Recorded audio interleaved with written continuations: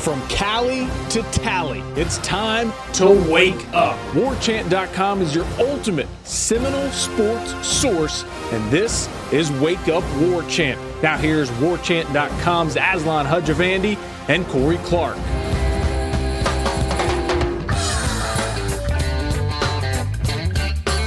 Wake up! What up, everybody? It's Aslan here. It's Wake Up War Chant, part of the WarChant.com family. Use the promo code WarChant30 for 30 free days of access to the ultimate Seminole sports source. I'm only going to be here for about 45 more seconds, and then it'll be Gene Williams, Ira Schoffel, and Jerry Kutz talking about CollegeTown, breaking it down. Apparently, CollegeTown is not just a place where 40 and 50-year-old men get hammered on game day weekends and not feel weird about it. There's a method to the madness. A couple housekeeping items before I turn it over to them. March 7th, Brevard County, be on the lookout. Michael Langston will be in your area over at the Space Coast Association of Realtors to break down recruiting and such. $15 ticket will get you some barbecue, chicken wings, soft drinks, and, of course, Michael's information. Also of note, this came down Thursday afternoon. The first two practices of spring will be open to you folks, the public, Monday, March 4th, Wednesday, March 6th. Practice starts at 9 a.m. Go on out there. Watch your Noles. It's free. You just can't bring any food or chairs. Also, clear bag game day policy is in effect, so if you're bringing in a tote, make sure it's clear and see-through and all that kind of stuff. Otherwise, we'll be out there covering it for you and then bringing you the latest right here on Wake Up War Chant. And with that said, I bid you adieu. Have a great weekend. Take it away, Gene. Welcome back to Wake Up War Chant. We are joined again by Jerry Kutz, the Director of Communications for the Seminole Booster, and, of course, Ira Schoffel, Managing Editor at WarChant.com. Getting deep and heavy into a lot of the issues facing the Seminole Boosters and FSU athletics. And, Jerry, you know, one of the big things, I guess, the last year or so, it's all been the football-only complex. And, that, you know, obviously the push started under the former head coach and Willie Taggart's obviously all in, you know, pledged some of his own money to that as well. Where are we at in terms of the funds being raised so far for that? And I don't know if you can give us any kind of timeline when groundbreaking might take place. Yeah, the fundraising has gone extremely well. You know, the lead gift by Al Dunlap, which, you know, in spite of his passing, he planned for this gift to be funded, so it'll be paid out over a period of time from the Dunlap estate. But so that's important, and we've had a lot of other success with fundraising. I think we've probably raised close to $40 million already, which is phenomenal in 6 months, and so that's very encouraging. Of course, you know, like I said earlier, these pledges are paid out over time, 5 years, 10 years. So you've got to raise a lot of money to build a $60 million building, and it's going to take time. I mean, it's you know, we projected it would take 3 years to do. So, and when you said the $40 million, that's the overall Unconquered campaign is not just the football facility. No. So it's a $60-something million building, but the whole campaign is a larger campaign. Yeah, it's a $100 million campaign. Yeah, to touch on other sports. Yeah. So some of we're pretty well already funded the basketball project and the golf project. The goal for those was around $4.5 million, and that's gone extremely well. So of that $40 million I talked about, some of it's for basketball, some of it's for golf. Some of it's for women's athletics. You know, it's their 50th year, and there's some of the money that's been pledged to the women's sports, and some has been pledged to highest and best use. So it could be used for football, or it could be used for something else that Dave Coburn decides is a priority. All right, well, let's jump ahead. We've talked a lot about the Champions Club, and I know you've got some information for us, Jerry. But what are we year 4? Is it, how many years? 4. This will be the 4th year. Year 4 we're going into. So it's hard to believe. What are we looking at in terms of members? I guess, first of all, let's just overall let people know a little bit. Here's your chance to kind of promote it a little bit. I've been up there a little bit. You know, we've had fortunate opportunity to do some media events up there. The War Chant event last spring. So glad you set that up. Hopefully we can do that again this year. It's a really neat thing. So, tell people who are maybe thinking about it, who are ticket holders or just want to come to some games a little bit? What do they get out of this? Well, we were talking about it. First of all, do you mind if I back up to say that the reason we built it? Sure. I think that's important. We had a dead end zone. I mean, big games you'd see it full. And Jimbo was always mad about when he'd come out for a regular game and there'd be 10,000 empty seats over there. And it was an eyesore, when we played a regular game and there was nobody there in those bleachers. And the way we would fill that would be with we'd discount the tickets greatly. The high school bands. And we groups, you get 50 people together and you buy the tickets at a really cheap price. And so it didn't generate any revenue.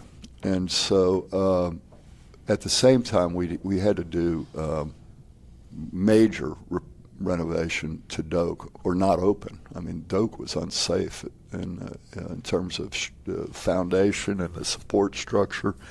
And, the metal pans were, it was amazing somebody didn't fall through some of those sections.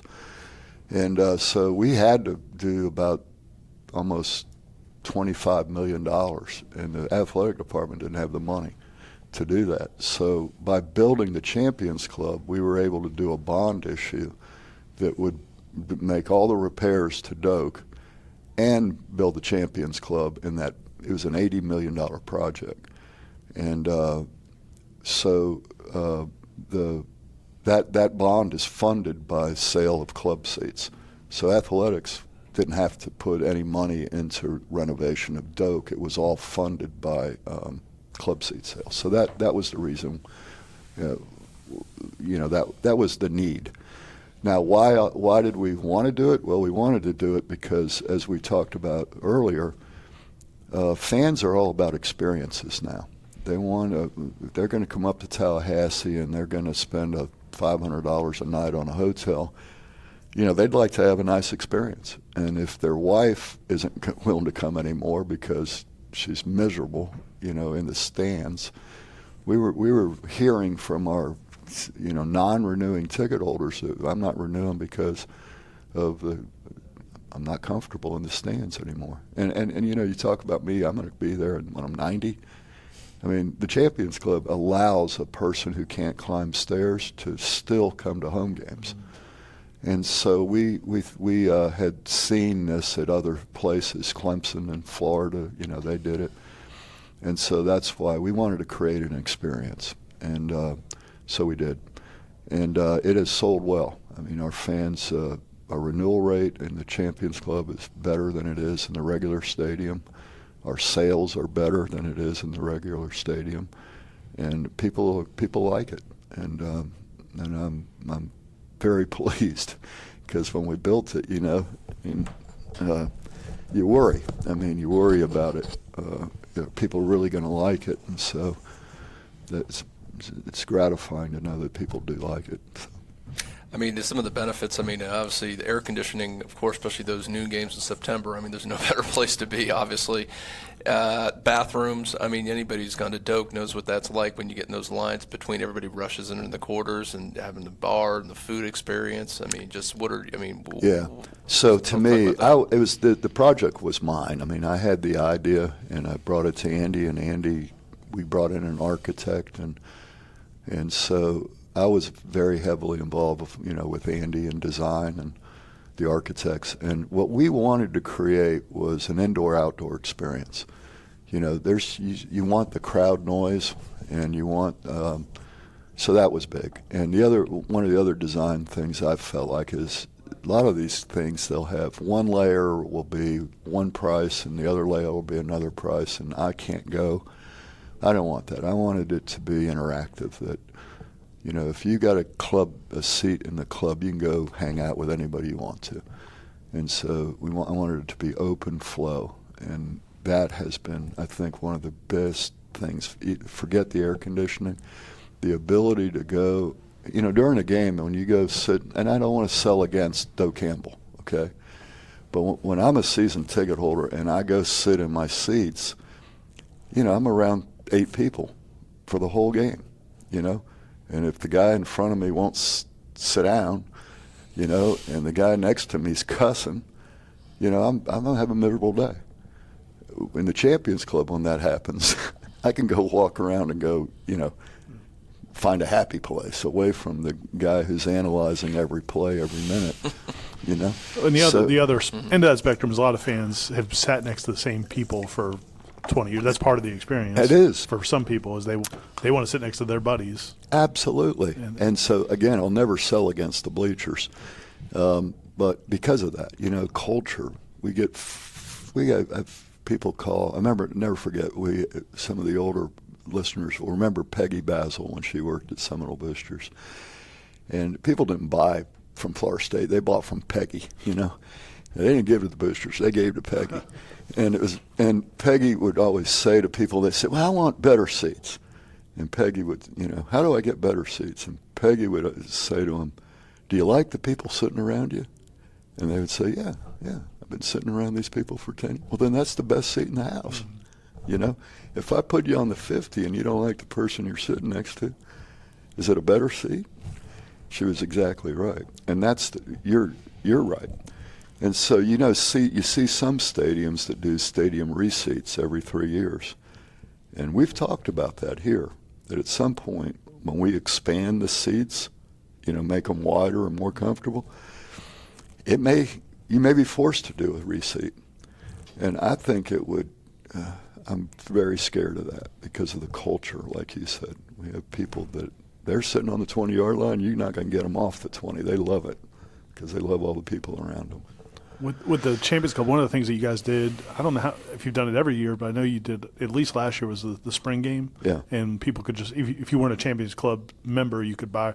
And I was at lunch with somebody the other day who did it last year and was like, oh, you got to come with us. And I'm like, dude, I'm kind of covering the game. But he's like, oh, it's the best. And, you know, so how successful was that? So it's been great. And that, like, I don't know how many seats we sold for the spring game last year, but it was a lot in the Champions Club. And a lot of people got to sample it. And we're going to do that again this year. That what we're going to do this year, I think, differently is right now I got a notice because I buy Champions Club seats. I actually pay full price, and my wife loves them. And so I got my notice from Brian, my rep, the other day that I have an opportunity until March 1st to claim my seats, and then.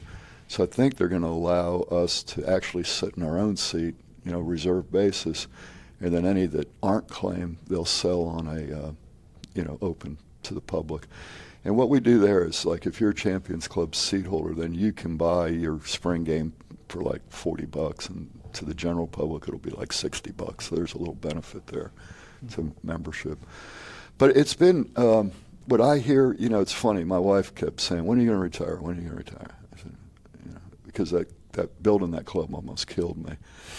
And I said, I don't know, but I'll know when it's time. And it was the year that we played Miami up here, the year before last, when we played Miami here. I would always go to the bar after the game, partly to drink, but partly to listen to people. You know, people will say things after they've had a couple cocktails they may not tell you if they haven't. And after the Miami game, it was our third loss that year. And I was walking out, and I said to my wife, I said, I'm ready to retire. And she thought, why? Was there a lot of complaining? I said, no, there's been no complaining. People were coming up to me at the bar and going, man, I had a great time. This was awesome. I love this place. And I'm like, after they got done bragging on it, I said, what about the game? Well, that sucked, but I had a good time. Well, that's the point of building experiences. Is if you can build an experience where the team doesn't play well, but the fan still has a good time at the game, then you've accomplished what you need to do in our business. I mean, I don't get to hire the head coach, and I don't get to call plays, but I do get to control the experience that we're putting people into. And so I felt like that was it. I mean, this was a good time. And the people that have taken over, you know, have done an excellent job. They've taken it to another level. One of the criticisms from some of the media and some of the fans has been that, you know, if the Champions Club seat holders are milling around, then they're not in their seats. The it's point a you bad made, look. Well, the point you made earlier, though, is it's not like those seats were packed before. Yeah. The end zone's never been full, but optically, it's taken some heat for that. Is there anything to do? Yeah, I don't like it. I don't like that it looks like that. I wish it could be different. But some people have suggested on War Chant and even in my meetings that we don't allow people into that we make them sit outside. Good luck enforcing that one, But I think there's a couple of things that I think you'll see. The first year, we were only half sold, so now we're like at about 75% sold, and I think the first time you ever go to the Champions Club, it's an attractive nuisance to go walk around in the club and not watch the game, It's just, but after you've been in it for 8 or 10 games, it's nothing, it's more interesting to watch the game. And I'm finding people sitting in their seats more now that they're over the newness of the club. I think if our team will play better, they'll sit out there more. And but we're trying to do things to encourage it.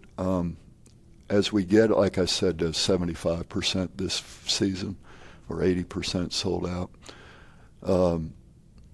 I think you'll see just more people because there's more numbers. And the other thing I think we can do, in-seat service it's a nightmare. It's very, very hard to do. Andy, really wanted in-seat service, and I wanted to.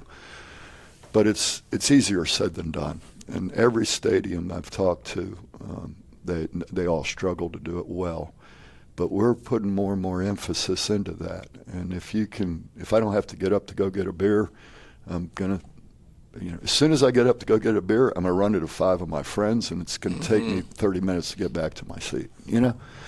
And so I'm watching the game because you can see the field from. That was another design feature.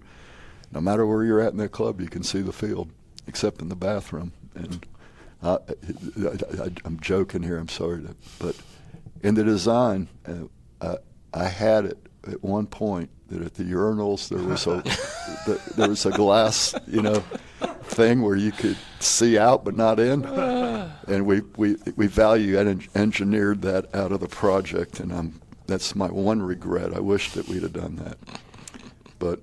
So that's the thing. I think I think you'll start to see more people sitting in those seats, and we only sold season tickets the first year, and then we started getting into doing more of an emphasis on even groups, and that'll help. We had a lot of success with that, and people are companies and groups are buying 10 at a time, coming to one game. And that helps fill some of the seats. The other thing that we can do, and we've explored it, but that middle section right outside the grill, it's uncovered. There's not a roof over it, and we've looked at some designs to put a retractable roof over that, and I think that'll really. Number one, you won't see the seats if they're empty because there'll be kind of a roof over it. But it also makes those seats, they'll be the best seats they'll go from being the last to sell to the first to sell. And so that's some of the things we're looking to do. Jerry, you mentioned the potential capacity around 75%. What does that mean in terms of what does that generate revenue-wise to the school down the road if you project this out in the next 5 years or so? What does this bring back to athletics? It's the profit on the champ. I think most of your listeners think of the Champions Club on game day, the seats and all that. But the Champions Club is rented like we have about 3,000 events in the Champions Club throughout the year. That's unbelievable. Some of them are large. Some of them will be 10 people, a luncheon in a smaller dining room. But they have about 3,000 events. So it's generating a couple of $1 million of profit to the university, that helps us with our transfer to athletics. And so it's been very, very successful. from a financial standpoint. And there's still growth potential because, as I say, we're at only about 75% of capacity right now. And if we sell another, you figure if you sell another 1,000 seats, it's $1.5 million a year more. And our variable costs right now of running the club are just the food, So there's real good potential for that thing to get to where it's producing about $4 million to the university, and it's funding all the repairs that were done, to the stadium that athletics would have had to otherwise pay. So it's been a win-win. Anything that's running with college, I want to get into CollegeTown now. I know you mentioned this Champions Club was your baby, but I know Andy's baby was CollegeTown, and we've seen it's amazing. Someone who, like you and me, have been here for a long time and seeing what this was kind of a industrial district that was just kind of an eyesore coming down Gaines, and to see what it is, it's incredible. I mean, I drive down to my daughter's all the time. You have no idea what this used to look like. So my girlfriend, when I was in college, was at Florida State, and I transferred up here chasing her. And I'll never forget my soon-to-be father-in-law. He was driving me down Gaines Street, and we were going through, which you remember. Mm-hmm. And he says, this place needs a damn good fire. And if he could see it today, it's phenomenal what growth has come into there. But getting into CollegeTown, it is Andy's. That's Andy Town. And Andy's got incredible ability to have a vision and then make it happen. And like this university center complex we sit in, I'll never forget, I was at Osceola. He come by in his pickup truck with a bag of Red Man, and he goes, "Hop in, man. I got an idea. I want to talk to you about it." And we drove, and back then it was the Erector set, and he had this idea to build this university center complex around the. And I thought, he was like, we were in our 30s, you know what I mean? And I thought, how in the hell are you going to build that thing? That's impossible. And he did it. And if you remember at the time, it was widely criticized. A local Gator here, Jackson Beatty was his name. He got every newspaper in this state wrote an editorial against it called Jock Palace, is what he called it. And in spite of a lot of resistance, the AD wasn't particularly for it. The people on campus weren't particularly for it. Andy fought through all that, and I tell you this to talk about CollegeTown. And now, everybody thinks this is the greatest thing in the world. Well, that's funny that I called you. It must have been a year or two ago, because there was a story about how Notre Dame innovated college athletics with their facility, and it was just so funny. It was a sky shot looking down, and Notre Dame took exactly Andy's concept, built it in South Bend, and the Wall Street Journal wrote it up like it was innovation. Revolutionary. And Andy got criticized widely for, the criticism we get on CollegeTown or we get on Champions Club. 10 years from now, people will look at that and it'll be like the University Center complex. It'll be, of course, why not? Mm-hmm. But innovators, I learned this when I was in the computer business. There's the cutting edge and there's the bleeding edge, and pioneers are the guys with the arrows in their back. Mm-hmm. And Andy's never been afraid of being a pioneer. And so getting into CollegeTown, we took that blighted donation. Some of that land was donated to us by DeVoe. DeVoe Moore donated some of that land to us. One of his original shops was in there. Mm-hmm. And he donated that land to us, and Andy acquired some other land, did some trades with the university on some property that they wanted somewhere else that we had. And we put together this thing. And so when, when it was launched, North American Properties, who builds those, on Gaines Street, a lot of that's North American Properties, they saw that the university, Seminole Boosters, was investing in that area. And when I did a feature story on North American in that area, the guy told me, he said, that's the reason we made the investment, was because if the boosters, were investing their money in it, then we knew that it was. And Andy did some smart things there with the city. The city had that penny, sales tax, and they were going to do the Gain Street project. So Andy hired some consultants and they worked with the city, and it was a great, cooperation between the boosters and the city that helped that whole thing happen. And CollegeTown is, you'll see a lot of numbers floating around, and I'll share some of them with you, that CollegeTown is losing money or not making money. And there's no truth in that. The CollegeTown, the investment in CollegeTown, what Seminole boosters invested in CollegeTown, this is a very important point that everybody has missed. And it's important we talk about, is that what money we invested, the land was donated, and we made some investment into the building of CollegeTown. That money came from our scholarship endowment. Okay, now you got to understand this. When a person donates money to the scholarship endowment, which is around $60 million right now, we take that money, Seminole Boosters, as an investment group, and they have a diversified portfolio. They invest the money, and we hope to get 5% and transfer. That transfers. If we make 5% on the $60 million, then $3 million can go to funding scholarships. That's what happens. It goes to athletics to fund scholarships. So that's the goal, is to have a diversified portfolio that no matter what happens in the stock market, we've got bonds, we've got real estate, and we've got this and that.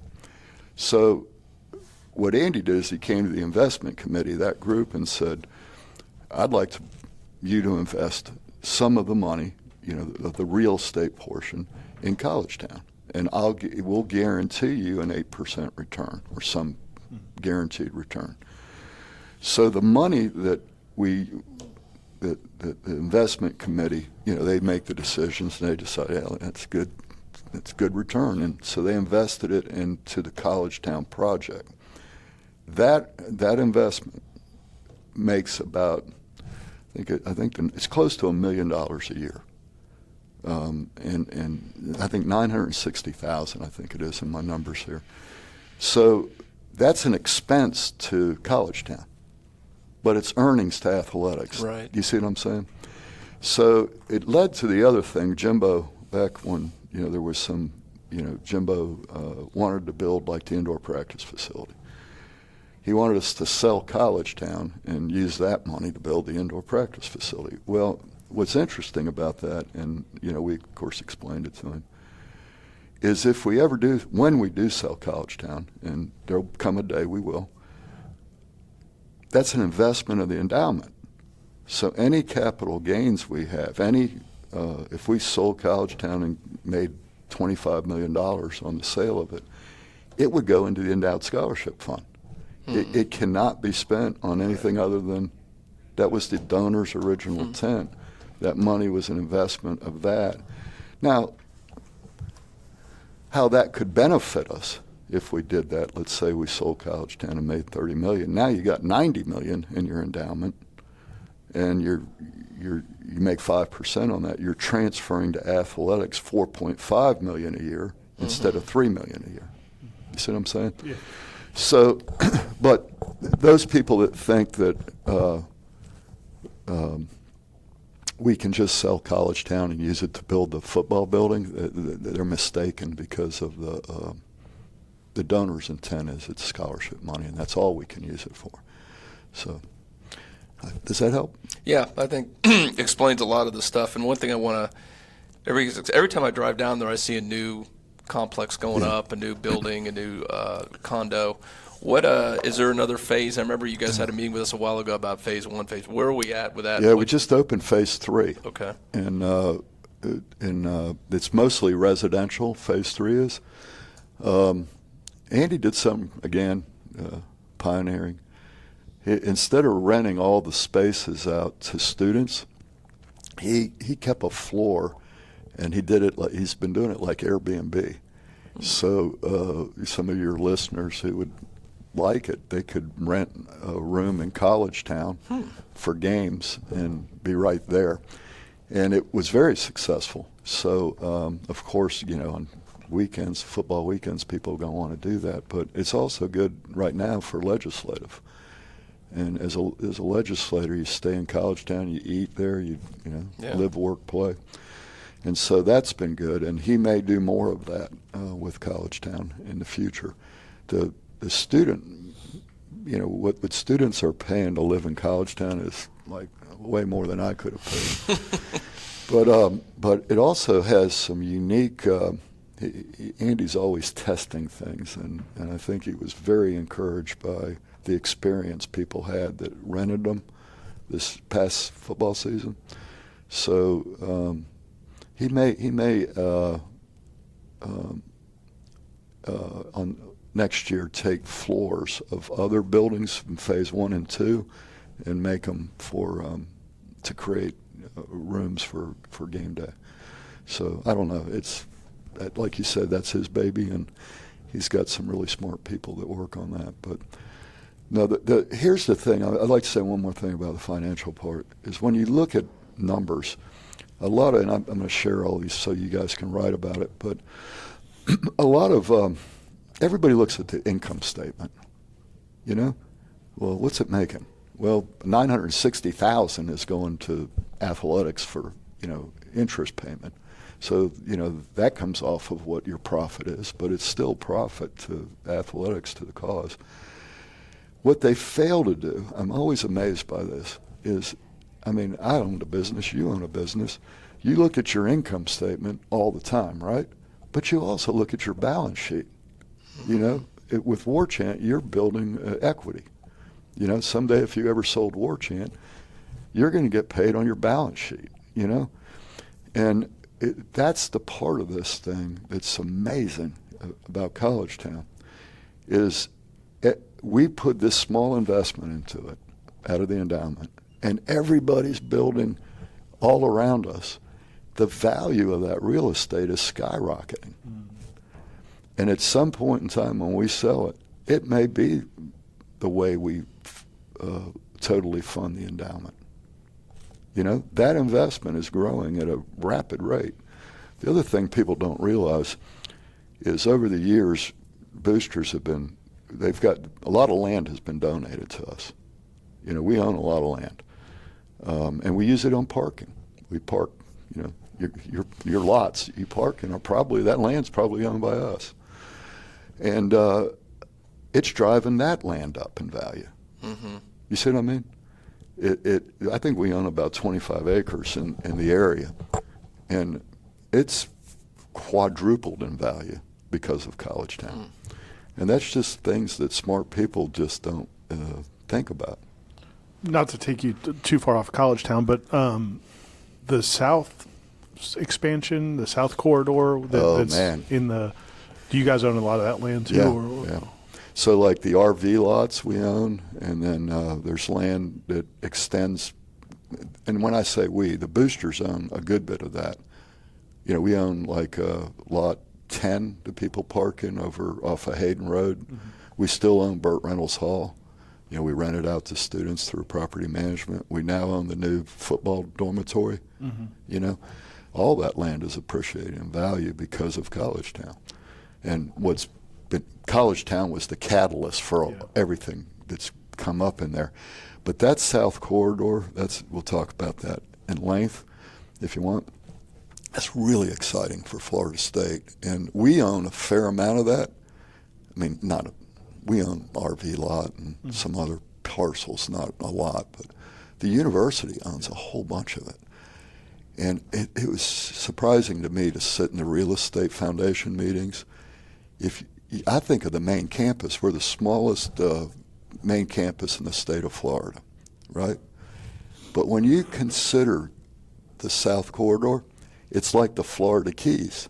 Yeah. Yeah, really, that's a good illustration, Yeah, and so that corridor will connect them all.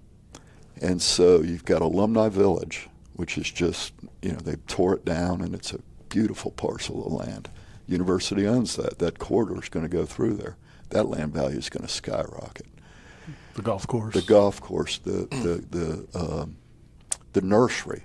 That nursery, right there on Orange Avenue by the golf course is a bunch of land.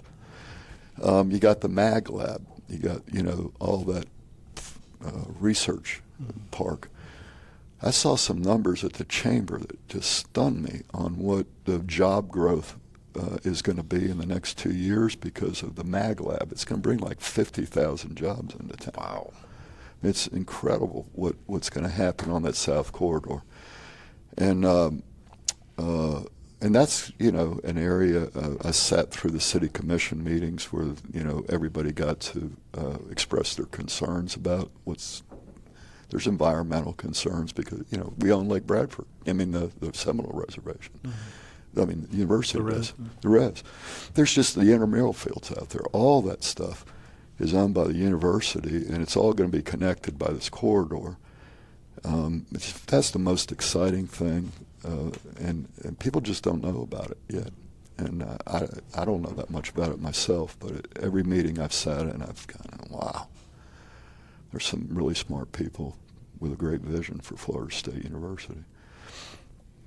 Well, this is really good stuff, Jerry. Appreciate you spending this time with us, and I think I can speak for Ira, we can probably go on for hours and hours talking, but this is great stuff, and we definitely got to do this again. If I can double back on one thing about, sure. And this is, I think, to your listener, I hope is of interest.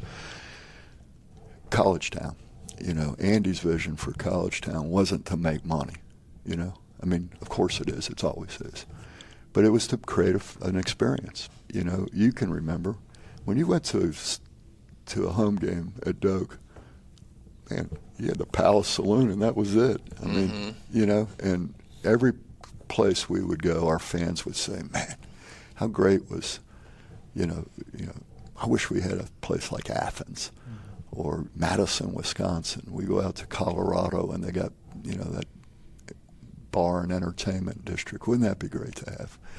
And Andy kept hearing that. And from that, that was the seed that sprung CollegeTown. And I really think he built it mostly to create a fan experience. I really do. I believe that. I think it was that if we can create a better experience, that it's not the profit we're going to make on CollegeTown. It's the profit that the athletics is going to make by selling season tickets and the tangential benefit of more people donating to the boosters. So, we started this with 13,300 conversation, and how do we grow it? Well, CollegeTown is one of those ways. On Friday night, we have now the block party in CollegeTown.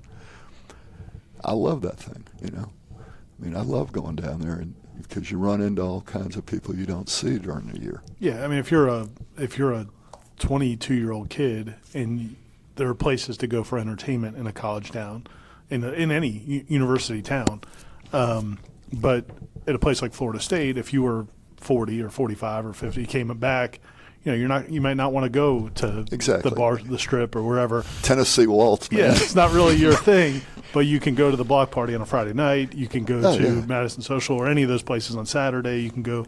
It's more of a family experience as well. It is, and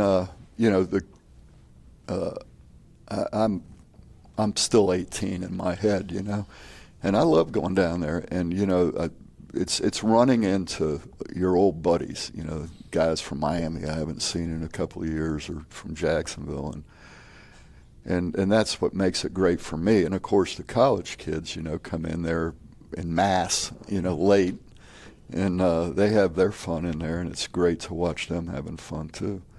So Andy's got some ideas for amping that up